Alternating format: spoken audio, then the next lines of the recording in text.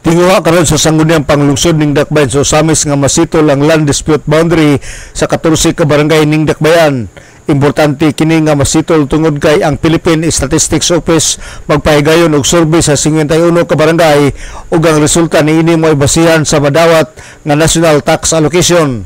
Ang 14 ka barangay naglangkob kini sa barangay Labo og Embargo, Dimalo na og Pulot, San Antonio og Dunya Consuelo, Gango og Maningkol, Embargo og Mulikay, Diguan og Labinay, Diguan og Sinusa, Katadman, Manabay og Maningkol, Karangan og Banyadero, Karangan og Mulikay, Karangan og Kalabayan, Kapukaw og Dalapang, Kapukaw P og Stimson Aburdo, Kapukaw P og Kapukaw C.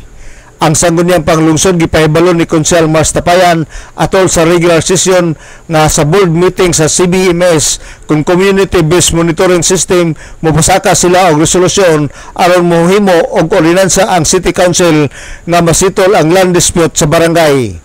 Matud pa ni Konsehal Mars Tapayan, importante ni nga masitol tungod kay ang PSA mopahigayon og census og dinhi magsumikad ang pahat sa barangay gikan sa national government. Maning-amot na hopefully atong imisitol karon panahon na. Importante kayo ang census sa kada barangay, ang number of ilang katawan sa barangay magsimikad pila lang dawat nga allocation sa taxes, no? Usa sa main factor nga mudako imong bulisan imong allocation sa taxes kung daghang tao. Si Konsehal Mars Tapayan ang majority floor leader sa sangguniang panglungsod ning Dakbayan sa Osamis.